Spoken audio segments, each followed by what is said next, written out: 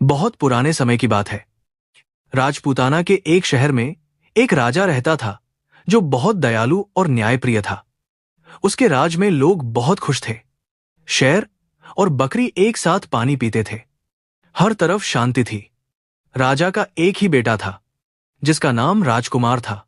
वह बहुत समझदार, नेक और हर काम में माहिर था। पर बहुत ज्यादा लाड प्यार ने उसे जिद्दी बना दिया था। जिस चीज को पाने की ठान लेता उसे पाकर ही दम लेता। एक दिन राजकुमार शिकार से लौट रहा था। सैनिक और दूसरे शिकारी पीछे रह गए थे।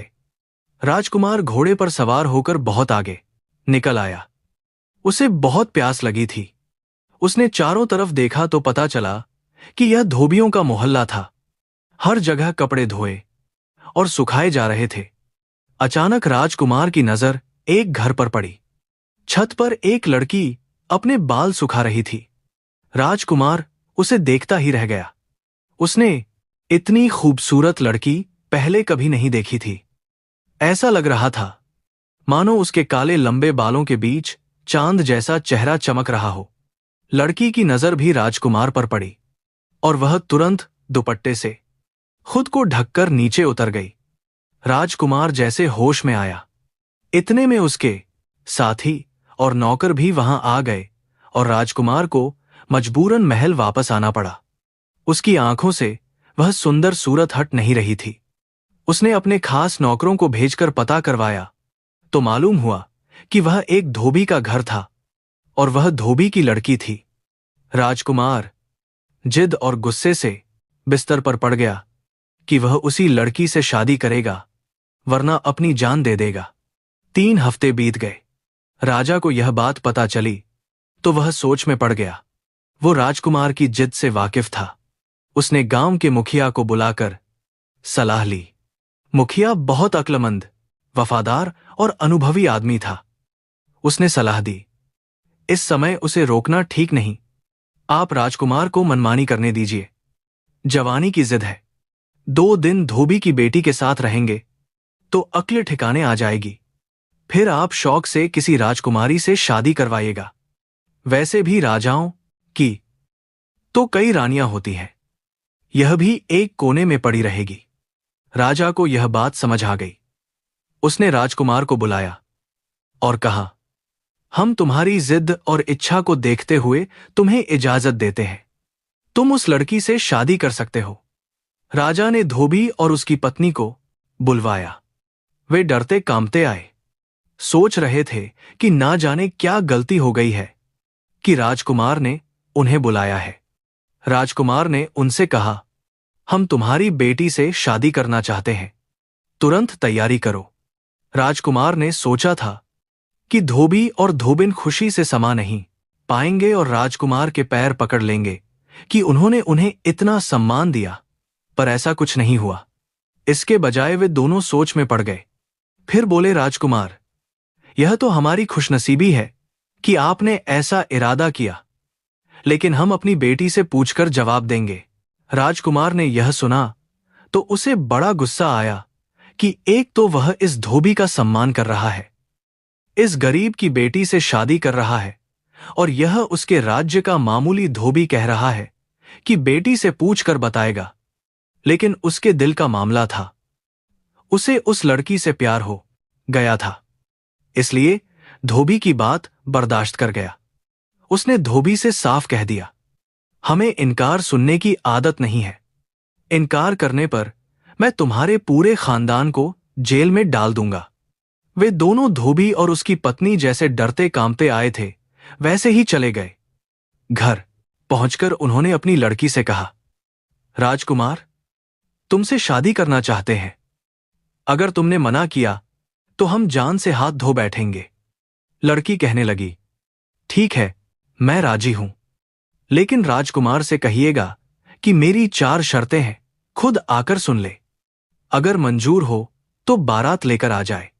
अगले दिन धोबी राजकुमार के महल गया और लड़की का संदेश पहुंचा दिया। उसके मन में डर था कि कहीं राजकुमार गुस्से में आकर उसका सिर धड़ से अलग न कर दे। धोबी की बेटी और इतनी हिम्मत की राजकुमार के सामने शर्तें रखे। राजकुमार पहले तो यह सुनकर बहुत गुस्सा आया। उसका दिल चाहा कि तलवार से धोबी को खत्म कर दे, लेकिन फिर एक तो उसे प्यार था, दूसरा उसे जिज्ञासा हुई कि देखें ये धोबी की लड़की क्या क्या शर्तें रखती है। राजकुमार उसी वक्त धोबी के साथ उसके घर पहुंचा। 2 कमरों का मकान था। नीचे धोबी और उसकी मां और पत्नी रहते थे और ऊपर की मंजिल पर लड़की रहती थी। राजकुमार पहुंचे तो नीचे कमरे में एक तरफ पर्दा डालकर लड़की बैठ गई और कहने लगी, मेरी चारों शर्तें अगर आपको मंजूर है तो मैं आपसे शादी करने को तैयार हूं। पहली शर्त यह है कि मैं आपके महल में रात नहीं गुजारूंगी, सुबह जाऊंगी और शाम को वापस अपने घर आ जाया करूंगी। राजकुमार ने सोचा, यह क्या बात हुई, यह कैसी अजीब शर्त है। लेकिन फिर ख्याल आया कि यह सब कहने की बातें हैं। एक बार शादी हो गई तो महल छोड़कर झोपड़ी में वापस कौन आता है।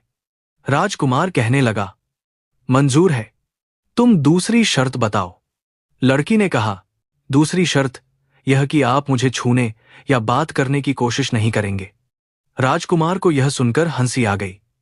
शादी है कि मजाक है। उसने सोचा सब कुछ हो जाए, बाद में देख लूंगा। कहने लगा, चलो यह भी मंजूर है। लड़की ने कहा, मैं आपके महल का पानी तक नहीं पीऊंगी। राजकुमार ने सोचा, यह भी बकवास है, जब दिन भर रहेगी तो कैसे मुमकिन है कि खाए और ना पिए। उसने जवाब दिया, मुझे यह भी मंजूर है। लड़की फिर कहने लगी, मेरी चौथी, अगर आपने मुझे उंगली से भी छूने की कोशिश की तो हमारा रिश्ता खत्म, फिर मैं कभी वापस नहीं आऊंगी। राजकुमार ने सोचा, यह बड़ी अजीब लड़की है, कैसी बदतमीज है। एक बार शादी हो जाए तो सारी शर्तें धरी की धरी रह जाएंगी। उसने कहा, मुझे तुम्हारी सारी शर्तें मंजूर है। लड़की ने कहा, अगर आपको शर्तें मंजूर है तो फिर आप बारात ले आइए। लड़की नहीं चाहती थी कि उसकी वजह से धोबी किसी मुसीबत में पड़े। राजकुमार 2-4 दोस्तों को साथ लेकर उसे बहाने चला गया और फेरे पड़वाकर दुल्हन को महल में ले आया। बहू ने साड़ी पहन रखी थी और बड़ा सा घूंघट निकाल रखा था, जिसमें उसका चेहरा पूरी तरह छुप गया। पता ही नहीं चल रहा था कि नई बहू बनकर महल में आई है। राजा रानी तो वैसे भी शामिल नहीं हुए थे, बस एक राजकुमार की खास दासी थी। वही हाथ बांधे खड़ी रही कि कोई हुक्म हो तो पूरा कर दे। शाम हुई तो दासी ने आकर बताया कि गाड़ी लग गई है। बहू उठी और सीधी गाड़ी में जाकर बैठ गई। अगले दिन सुबह उन्हीं कपड़ों में इसी तरह लिपटी हुई आई और उसी कुर्सी पर बैठ गई। दिन भर न कुछ खाया ना पिया, न हिली जुली, पत्थर की मूर्ति की तरह बैठी रही और शाम को वापस चली गई। 1 दिन, 2 दिन, 3 दिन, पूरे 6 महीने हो गए। उसके रोज के काम में कोई फर्क नहीं आया। जैसा राजकुमार ने सोचा था ऐसा कुछ भी नहीं हुआ और राजकुमार अपनी शर्तों से बंधा हुआ था। जिस चेहरे को देखकर उसने अपनी नींद और चैन त्याग दिया था, उस चेहरे की एक झलक तक देखने को नहीं मिली। दरबार में लोग अलग अलग बातें बनाने लगे। राजा रानी सब परेशान हो गए। एक दिन उसने धोबी को बुलाया और कहा, तुम अपनी बेटी को समझाते क्यों नहीं? अब वह हमारी रानी है, उसे महल में रहना चाहिए। इस तरह रोज रात को चले जाना अच्छा नहीं लगता, लोग बातें बनाते हैं। धोबी हाथ जोड़कर बोला, राजकुमारी की जय हो। सच बात यह है कि वह हमारी बेटी है ही नहीं। एक दिन हमारे घर पर आई और बोली, इस दुनिया में मेरा कोई नहीं, मुझे अपनी बेटी बनाकर अपने घर में रख लो। हमारी कोई औलाद नहीं थी। मेरी पत्नी को उसकी सुंदर सूरत भाई, हमने उसे घर में रखा, हमारे घर में ऊपर रहने लगी। हमसे उसने उसके बाद कोई वास्ता ही नहीं रखा। कहाँ खाती पीती है, क्या करती है, हम कुछ नहीं जानते। कभी कभी मेरी पत्नी के पास आकर बैठ जाती है, उसे माँ कहती है, वो बेचारी इसी में खुश रहती है। उसने हमें कसम दे रखी थी तो हम चुप रह गए।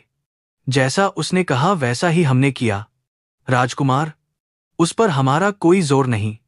आप हमारी जान बख्श दे। धोबी चला गया और राजकुमार अजीब सोच विचार में पड़ गया। करें तो क्या करें? उसका मन हर तरफ से उछट चुका था। आखिर एक दिन किसी को बताए बिना महल से निकल पड़ा। बस अपनी विश्वास पात्र दासी को बताया कि वह जा रहा है, पता नहीं कहां और पता नहीं कब वापस आओ। मेरे पिताजी या मेरे बारे में कोई पूछे तो कह देना कि यात्रा पर गए हैं और ठीक है। दासी का दिल राजकुमार की हालत देखकर बहुत दुखता था। उसने भी सोचा चलो अच्छा है, कुछ दिनों इस झंझट से तो मुक्ति मिलेगी। राजकुमार का मन दुनिया से ही उठ चुका था। वह मालिया पर्वत की तरफ निकल गया। दोस्तों, कहानी में आगे क्या हुआ और धोबी की बेटी का क्या रहस्य था, यह हम आपको कहानी के अगले हिस्से में बताएंगे। अगर कहानी पसंद आई हो तो चैनल को सब्सक्राइब करें, वीडियो को लाइक करें और हां, मिलते हैं कहानी के दूसरे भाग में।